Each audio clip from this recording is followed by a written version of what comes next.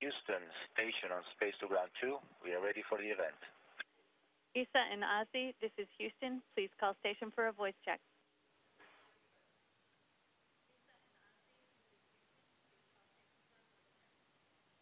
Thomas Reiter calling from the ISS, this is Thomas Reiter calling from the Focconi room in the Vatican. How can you read me?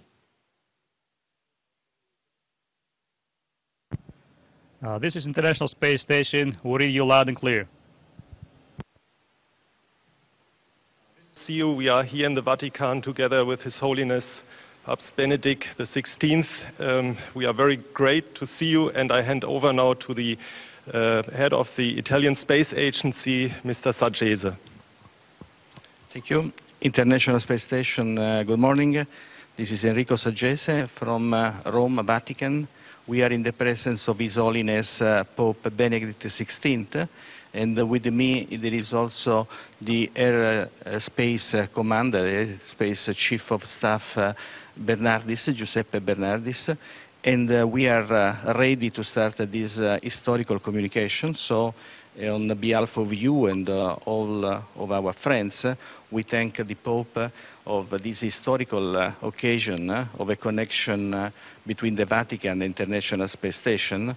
And in order for him to know all of you, I would ask the two commanders if they are so kind to introduce themselves and the crew they command, and in particular Dmitry Kondratiev, if you can start with your people, and then Markelli, if you can start introducing your people. Over. Thank you, we copy all, and we'll start with the introduction of the space station crew, and then Markel will introduce. My name is Dmitry Kondratiev. I'm commander of the International Space Station, along with my crew here, with Paolo Nespoli, Italian astronaut, and Katie Coleman, NASA astronaut, and Andrei Borisenko, he's Russian cosmonaut, Russian Space Agency, and Alexander Samakutyaev, he's Russian cosmonaut, and Ron Garan, NASA astronaut. Welcome aboard the space station, Your Holiness. To my left is Roberto Vittori. He's an Italian astronaut on a mission for the European Space Agency. Right behind him is Endeavour's pilot, Greg Johnson, and Greg Chamitoff, one of our mission specialists who just did his first spacewalk yesterday. And then Drew Feustel, who's our lead spacewalker for this mission, who's going to do 3 spacewalks. And next to Drew is Mike Fink, who after this mission will be the American with the most time in space, and won't be approaching what the Russians have, but a lot of days in space. Welcome aboard, Your Holiness.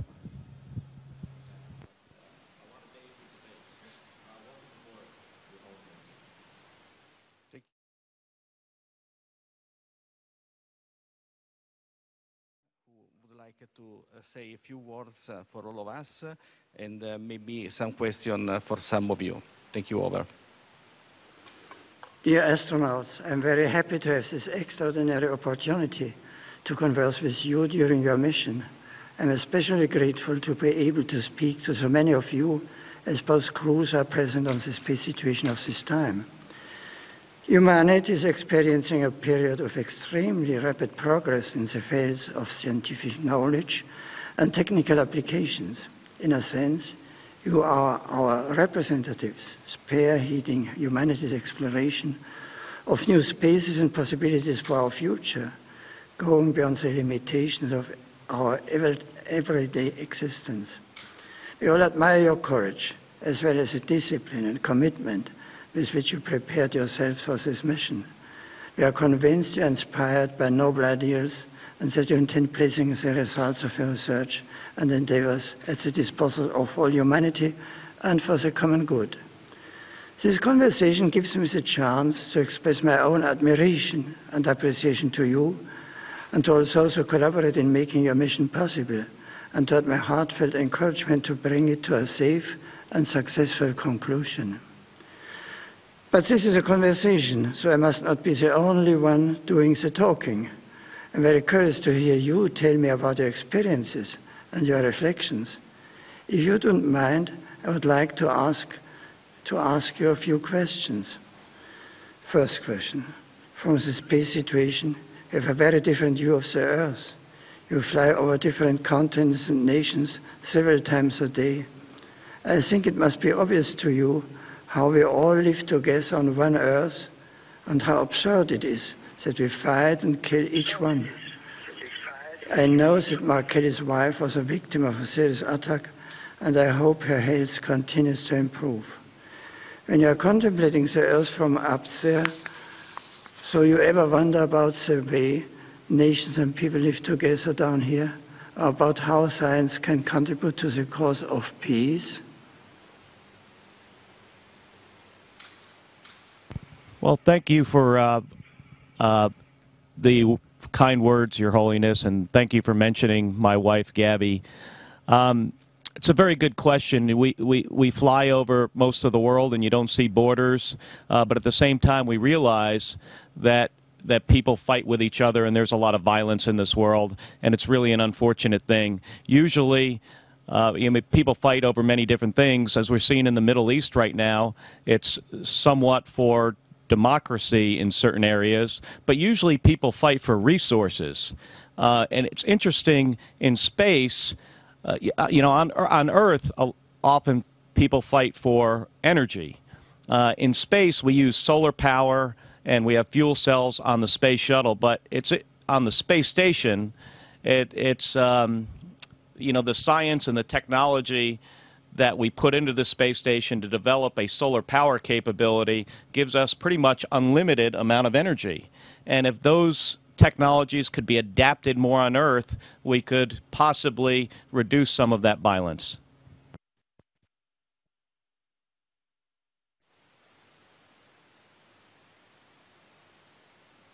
Second question. One of the themes you often return to in my discourses concerns the responsibility we all have towards the future of our planet. I recall the serious risks facing the environment and the survival of future generations. Scientists tell us we have to be careful, and from an ethical point of view, we must develop our conscience as well. From your extraordinary observation point, how do you see the situation on Earth? Do you see signs of phenomena to which we need to be more attentive?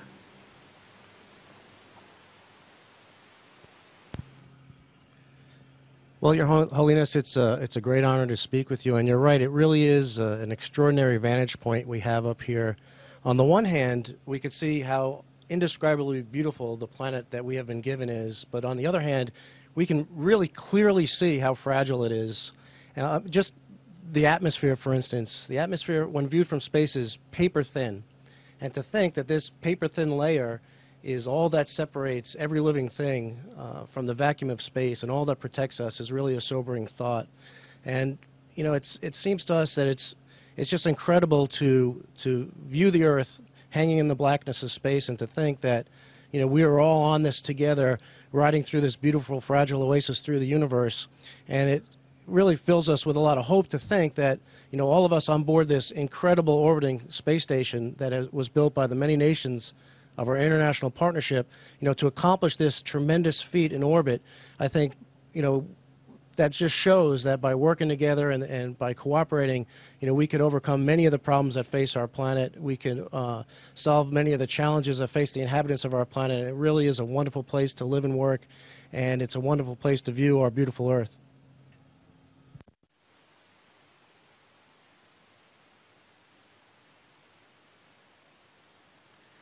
My third question, the experience you are having right now is both extraordinary and very important, even if you must come back down to Earth like all the rest of us.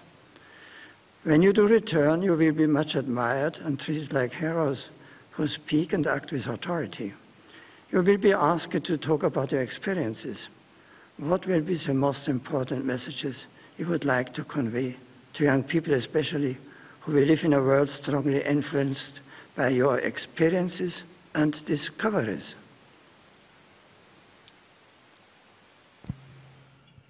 Your Holiness, As my colleagues have indicated, we can look down and see our beautiful planet Earth that God has made, and it is the most beautiful planet in the whole solar system. However, if we look up, we can see the rest of the universe, and the rest of the universe is out there for us to go explore. And the International Space Station is just one symbol, one example of what human beings can do when we work together constructively. So our message, I think, one of our many messages, but I think one of our most important messages is to let the children of the planet know, the young people know, that there's a whole universe for us to go explore. And when we do it together, there's nothing that we cannot accomplish.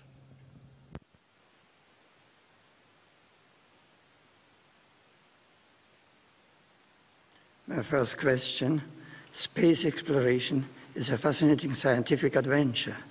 I know that you have been installing new equipment to further scientific research and the study of radiation coming from outer space.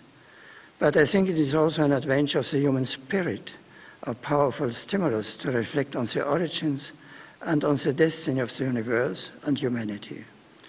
Believers often look up at the limitless heavens and meditating on the creator of it all, they are struck by the mystery of his greatness. That is why the medal I gave Robert as a sign of my own participation in your mission represents the creation of man, as painted by Michelangelo in the Sistine Chapel.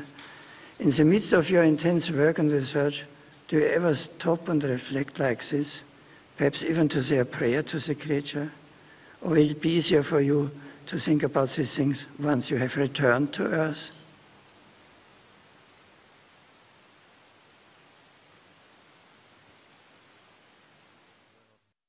Your Holiness, I do living on the International Space Station, working as an astronaut is extremely intense. But we do have an opportunity at night to stop. Your Holiness, to live on board of the International Space Station, to work as an astronaut on the shuttle Soyuz of the station is extremely intense. But we all have an opportunity when the nights come to look out and more to look down on Earth. Our planet, the blue planet, is beautiful. Blue is the color of our planet. Blue is the color of the sky. Blue is also the color of the Italian Air Force, the organization that gave me the opportunity to then join the Italian Space Agency, the European Space Agency. When we have a moment to look down, beauty is the three-dimensional effect of the beauty of the planet is capturing our art, is capturing my art. And I do pray for me, for our families, for our future. I took with me the coin and I allowed this coin to float in front of me to demonstrate microgravity. I shall thank you very much for this opportunity, and I would like to allow this coin to float to my friend and colleague Paolo. He will make return on Earth on the Soyuz. I brought it with me to space, and it will take down on Earth to then give back to you.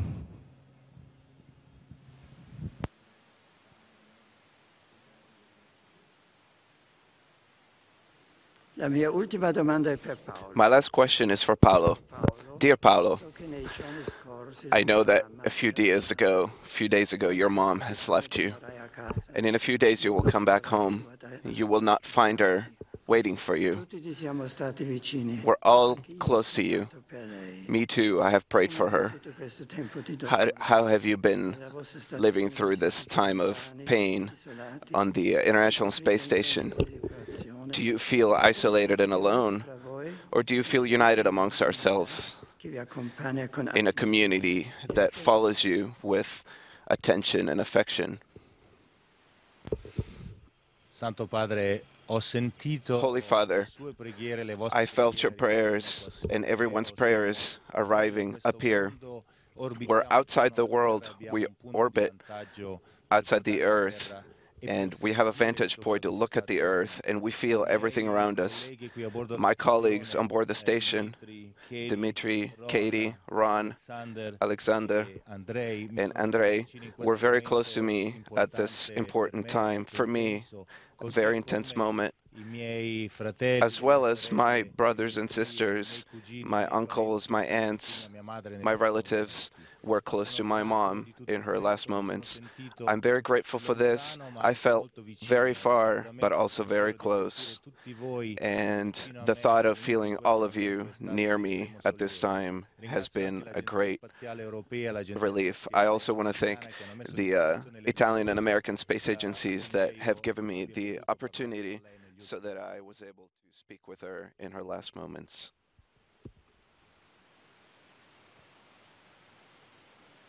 Dear astronauts, I thank you warmly for this wonderful opportunity to meet and dialogue with you. You have helped me and many other people to reflect together on important issues that regard the future of humanity.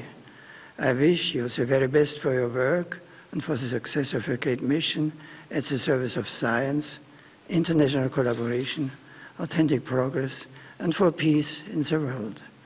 I will continue to follow you in my thoughts and prayers, and I willingly impart my apostolic blessing.